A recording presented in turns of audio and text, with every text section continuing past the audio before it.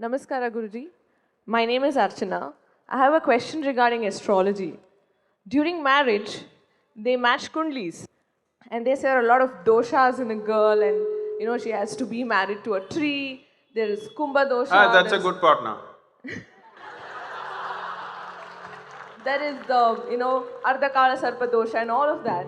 Is it required to match the kundlis? And what is this all about gotra? I want to know. Oh, I don't know about the kundali, but marrying a tree is a good idea. Such a stable husband. No, they advise it to cut it later. That's the Actually, problem. I'm offering something better. I can get you married to a mountain. Always there, for you. Never messes with you, always there. Ideal man, isn't it? So, we're making too much fuss about two human beings coming together. After all, two human beings want to come together because there are needs, all right? There are physical needs, there are psychological needs, there are emotional needs, social, financial and other kinds of needs. To fulfill all this in a graceful manner, we make some arrangements so that we can fulfill these things gracefully. Because our needs are not any different from the needs of every other animal on the planet, same need. Only thing is, because we have a certain level of intelligence and sensitivity, we want to conduct that gracefully. That's what marriage is, right? Hello? People say it's made in heaven, that's why I think it fails.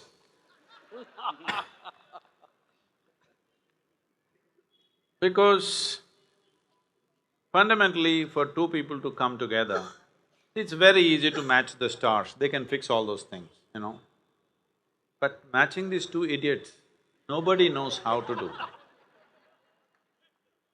Unless you enter this engagement with this intent that somehow, I must give the best to the person who is sitting next to me right now. If you don't enter an engagement or any relationship with that, obviously it'll become frictious. If you're looking at how to squeeze joy out of somebody, well, initially it'll all be nice, it'll look romantic.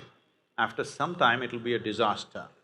Not because stars are clashing, simply because you're trying to squeeze happiness or joy out of somebody and they're trying to squeeze it out of you, inevitably it'll become a conflict after some time. If you're seeing how to absolutely give myself to the other person, and if that person also is doing that, then it becomes a wonderful relationship. If only you are doing that and the other person is not so much so, still your life will be good, his life will be messy. Yes. Because, see, can I tell you a joke? It's okay, it's a serious question, but once happened, Shankaran Pillai was in the university. What is that? So, he went to his professor one day and said, "Sir, I need your help on something very important." The professor said, "Of course, I'm here for that purpose, please tell me what you want." So then he mentioned the college beauty's name, maybe you, and said, "Sir, I am absolutely in love with her and I'm 50% successful, I need your help." The professor said, "See, I'm here to help you on academic aspects, not these kind of things. But anyway, what do you mean by saying you're 50% successful?" He said, "Sir, I'm totally in love with her, but she doesn't know. That other 50% I want you to fix for me." So even if it's 50%, when you are in love, it feels wonderful for you. It's actually better the other person doesn't know. Because now it's completely yours, both sides you can manage. Because human beings, they go up and down. So, to match two people, do you have to twist the planets and stars and everything? Absolutely no. It is just that we are making very big fuss about it. About the gotra you said, this was a simple way, a traditional way of managing genetic purity for breeding, because marriage is about breeding in the end, all right? You and me are here because somebody did breed, isn't it? So, maintaining genetic purity so that those who considered in some way brother and sister does not come in marriage together, they had an elaborate system. But that system is all messed up, nobody knows who is who now. In a few communities, a little bit remnants may be left. Largely, we don't know who is who. There are genetic studies, if you have it done, unfortunately you will see there is some…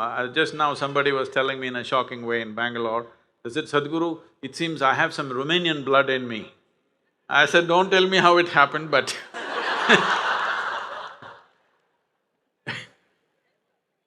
so, we don't know, after thousands of years, what has happened, it doesn't matter anymore. But in a closed society, where people have lived very closely, it's important to maintain this because when everybody else thinks the man that you're marrying is your brother, it'll become very difficult to live there, you know.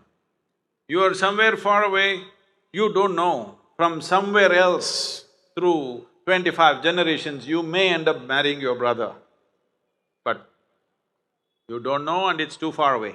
But in a close society, it matters. It's better to respect that if it's a very close society.